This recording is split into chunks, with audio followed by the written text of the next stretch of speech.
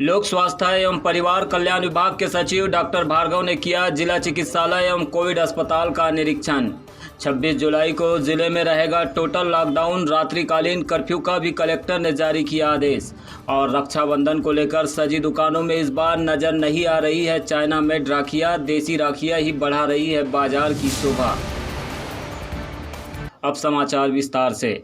मध्य प्रदेश शासन लोक स्वास्थ्य एवं परिवार कल्याण विभाग के सचिव डॉक्टर अशोक भार्गव ने आज 25 जुलाई को बालाघाट प्रवास के दौरान जिला चिकित्सालय का आकस्मिक निरीक्षण किया और वहां की व्यवस्थाओं को भी देखा। इस दौरान उन्होंने कोरोना पॉजिटिव मरीजों के उपचार के लिए ITI के पीछे बूढ़ी में बनाए गए कोविड अस्पताल एवं कोरोना के संदिग्ध मरीजों को आइसोलेशन में रखने के लिए बनाए गए गोंगलई के वार्ड का भी निरीक्षण किया। निरीक्षण के दौरान कलेक्टर दीपक आर्य एवं अपर कलेक्टर राघवेंद्र सिंह, मुख्य चिकित्सा एवं स्वास्थ्य अधिकारी doctor Manoj Pandey, civil surgeon doctor RK Mishra एवं अतिरिक्त चिकित्सक मौजूद रहे।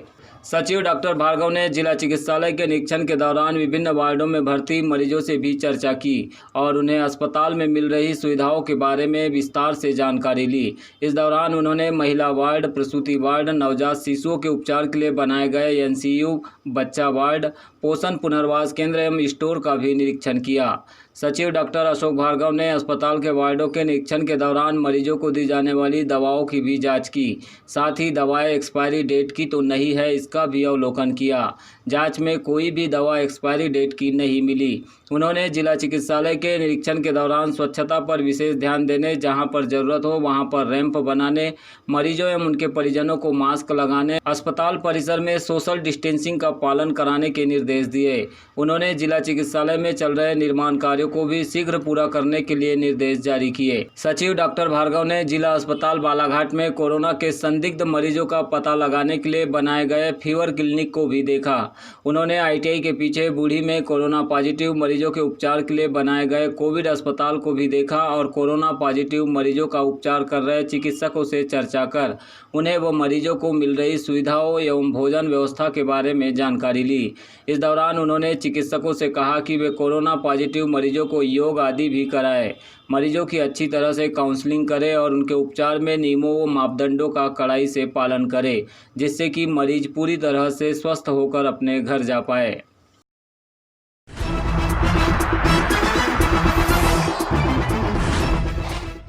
प्रदेश में कोरोना वायरस संक्रमण से बचाव के लिए राज्य शासन द्वारा दिए गए निर्देशों के परिपालन में कलेक्टर एवं जिला दंडाधिकारी दीपक आर्य ने आगामी आदेश तक के लिए संपूर्ण बालाघाट जिले में प्रत्येक रविवार को टोटल लॉकडाउन रखने के आदेश दिए हैं। इसी कड़ी में 26 जुलाई 2020 को जिले में टोटल लॉकडाउन रहेगा। वहीं रात्रि 10 बजे से सुबह 5 बजे तक रात्रिकालीन कर्फ्यू भी रहेगा। दंड प्रक्रिया संहिता की धारा 144 के तहत प्रत्येक रविवार को बालाघाट जिले की सीमा में कोई भी बाहरी व्यक्ति और वाहनों का आवागमन प्रतिबंधित रहेगा। इसी प्रकार जिले के नागरिकों का भी बिना उचित कारण के घर से बाहर निकलना प्रतिबंधित रहेगा। इस अवधि में अति आवश्यक सेवाएं जैसे petrol pump, gas agency, medical stores, दूरसंचार, विद्युत, नगर पालिका की सेवाएं जारी रहेगी। प्रत्येक रविवार को बालाघाट जिले की सीमाएं सील रहेंगी और किसी भी व्यक्ति का किसी भी वाहन से जिले की सीमा में आना और जिले की सीमा से बाहर जाना प्रतिबंधित रहेगा। कोई भी धार्मिक कार्य एवं रैली आदि का आयोजन नहीं होगा। धार्मिक स्थलों पर एक समय में 5 से अधिक लोग नहीं एकत्र हो पाएंगे।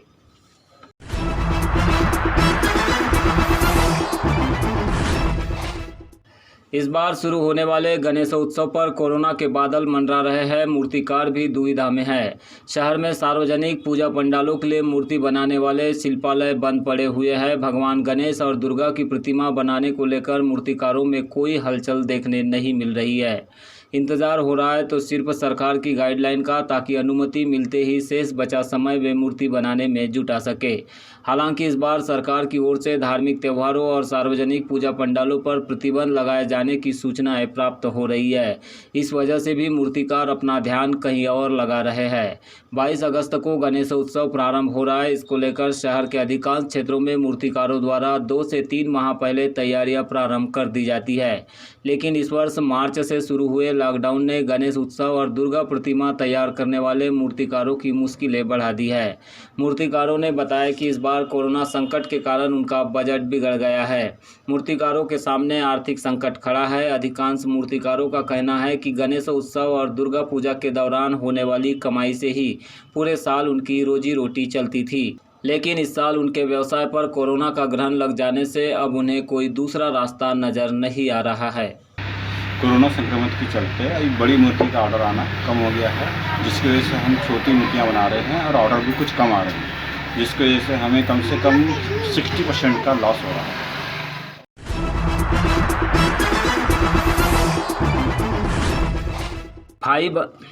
भाई बहन के पवित्र रिश्ते का पर्व रक्षाबंधन 3 अगस्त को मनाया जाएगा। रक्षाबंधन को लेकर नगर में राखियों की दुकानें सज गई है और सभी दुकानों में स्वदेशी राखियों की भरमार भी नजर आ रही है, जो हमारे देश में घरों में तैयार की गई है। देखा जाता है कि प्रतिवर्ष भारी तादाद में चाइना की बनी हुई राखियां ही नजर आती थी और दुकानों में 80% इन्हीं राखियों की भरमार होती थी।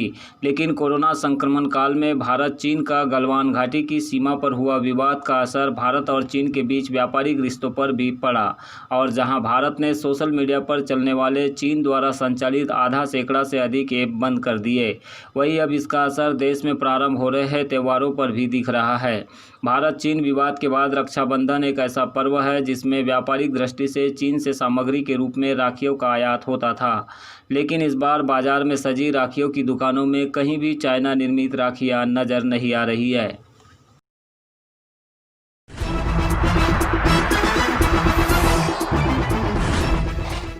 रोको टोको अभियान के अंतर्गत 24 जुलाई को बालाघाट शहर के अतिव्यस्त चौराहे शास्त्री चौक, अंबेडकर चौक और गुजरी चौक में एसडीएम बालाघाट केसी बोपचे के मार्गदर्शन में राजस्व, पुलिस और नगरपालिका की टीम द्वारा बिना मास्क वाले व्यक्तियों तथा व्यापारियों पर जुर्माने की कार्रवाई की गई। वाहन चालकों पर भी कार्रवाई की गई। इस कार्रवाई के दौरान कुल 143 व्यक्तियों से 35,750 रुपये की जुर्माने की राशि वसूल की गई और लोगों को मास्क पहनने, सैनिटाइजर का उपयोग करने तथा व्यापारिक प्रतिष्ठानों में सोशल डिस्टेंसिंग का पालन करने के निर्देश दिए गए।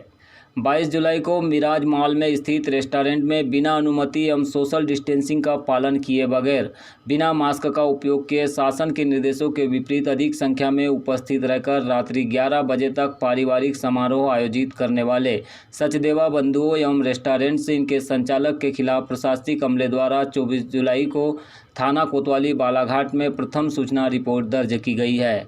इस संपूर्ण कार्रवाई के दौरान तहसीलदार बालाघाट रामबाबू देवांगन, मुख्य नगरपालिका अधिकारी दिनेश बाघमारे, नायब तहसीलदार सुश्री शोभना ठाकुर, लामता एवं हट्टा ट्रैफिक प्रभारी पुलिस राजेश और नगरपालिका की संयुक्त टीम मौके पर मौजूद रही।